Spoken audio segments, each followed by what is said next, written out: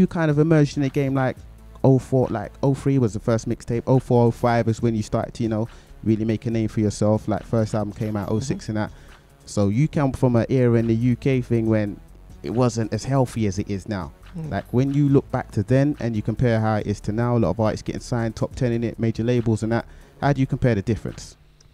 I don't think it's that radically different. I think I came out in a in-between period of time. Because if you rewind 3 or 4 more years before when I started coming out, you had, you know, the garage area, you had So Solid, Pay As You Go, Heartless, you had so-called quote-unquote urban music in and out of the charts every 5 minutes in 2000, 2001.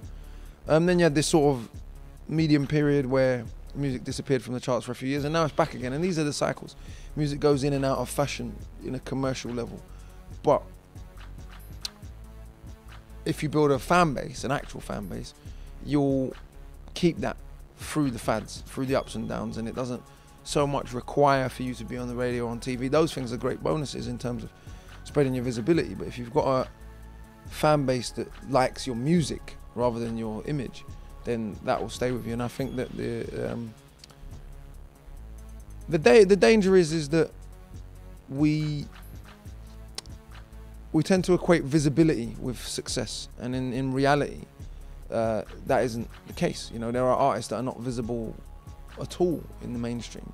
You know, a million kind of progressive rock bands I can name for you, you know, Explosions in the Sky, Mars Volta, or people like that tour all over the world. So if I take someone like Immortal Technique as a hip hop artist, never had a song on the radio, tours all over the world to a level that many artists that are on the radio that are promoted cannot. And we're often told that there's no market for the type of music Immortal Technique spits, but that seems a bit strange to me, given that he can tour all over the whole world without any radio promotion. And so I think that the scene is healthy to a degree, but I still feel like a truly healthy scene would look a bit more like New York looked in the 90s, when you had Mobb Deep and you had Common. Or not even just New York, sorry, because Common's not from New York. But if you look at what I feel made, and I don't like to always do the US hip hop comparison because we're not the US, but at the same time, what made that scene so healthy is that you had all these different personalities. You had NWA at the same time that you had Gravediggers. You know, you had Common at the same time you had Mos Def. You had Queen Latifah. You know, you got so many different personalities that were commercial.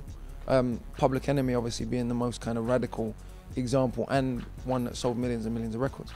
We've never had any of those in the mainstream here, if we're honest with ourselves. We've never had a Public Enemy type message getting played in daytime on Radio 1, or Rage Against the Machine, or homegrown. We played Public Enemy from America here. And so I feel that the scene is healthy to a degree, but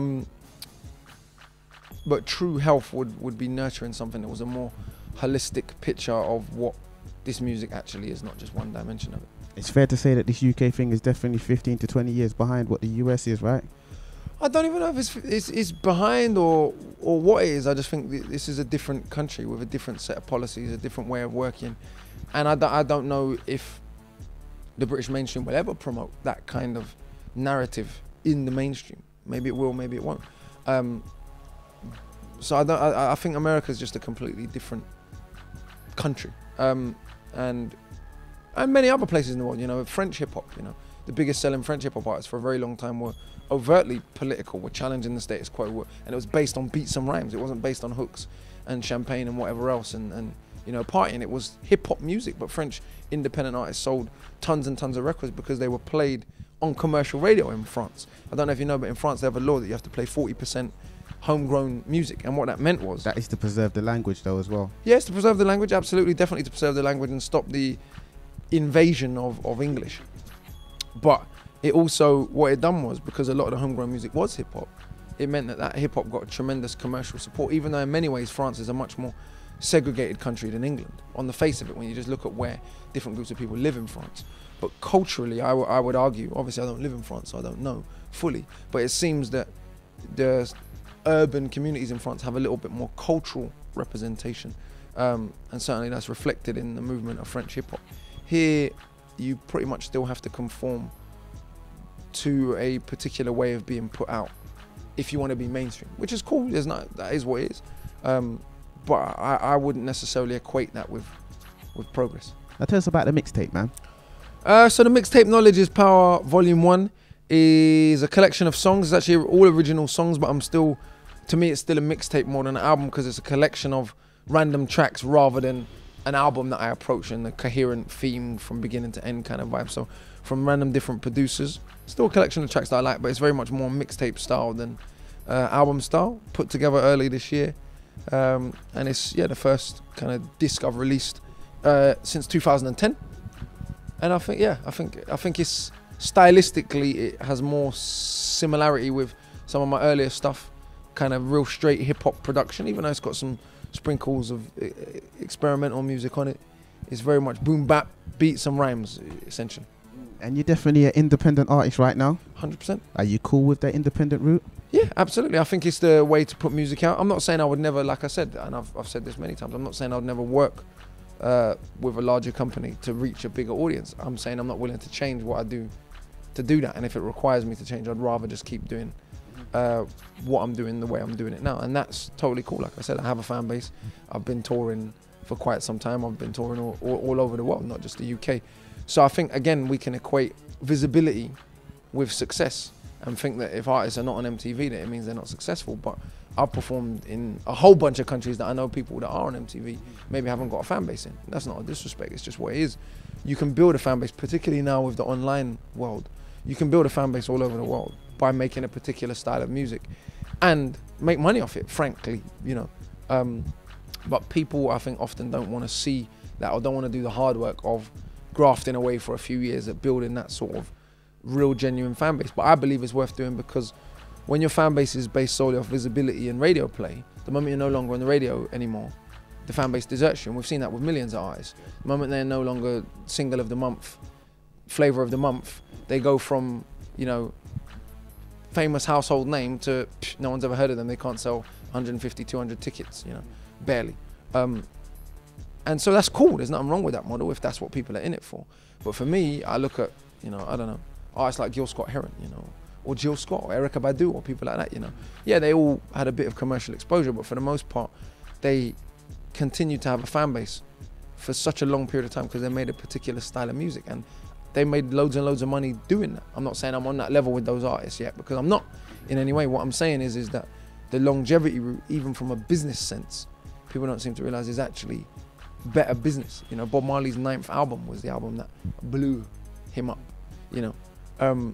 And if Bob Marley can graft for 9 albums, I think it's good enough for the rest of us who probably don't even possess 1% of the talent that Bob Marley had. So that's the model I'd like to follow. Some of the arguments might be that, like, much of, like, every art form compromises of some sort of compromise. You know what I mean? Every art form, there's some sort of compromise. Do you ever see yourself in any way conforming to make a track that would maybe penetrate the top 10 or anything like that, the nationwide charts? Well, I would agree that all art forms conform to a degree, because that's the nature. I mean, all people conform because that's the nature of the world that we live in. All our hands are dirty to some degree. You got to conform to the level that you're comfortable. And for me, it depends what you mean. You know, Wu-Tang Forever was the first rap album to go #1 in the UK. That didn't conform at all. The single was 6 minutes of guys rapping back to back, and that was played. So it showed you that when it is played, when that kind of real banging hip hop with lyrics is played, it will be successful. But ultimately, if you've only got one national radio station and they choose to only play one style of music, then artists are not going to get the same level of exposure. But I guarantee you, if you played, like I said, Immortal Technique or Mos Def or Talib Kweli or Dead Prez or any of those artists, the amount that we play the so-called commercial artists, they would sell more records because they're selling records without the radio play. So for me, like I said, I've had many chances to make more what you would call radio-friendly music. I don't have no problem making music people can dance to. You know, Shakespeare people can dance to. But I still felt it was lyrical enough and musical enough that it was a real representation of where I was at that point. So I'm not against, I don't think music being commercial makes it rubbish. Do you know what I mean? I think that you've got to make music that you personally like. I'm not willing to make music I don't like to be successful. That doesn't mean I wouldn't make music that people can dance to or have a good time to. I don't believe all music should be, you know, quote unquote, I don't know, all music doesn't have to fit one particular style, even if you're a certain kind of artist.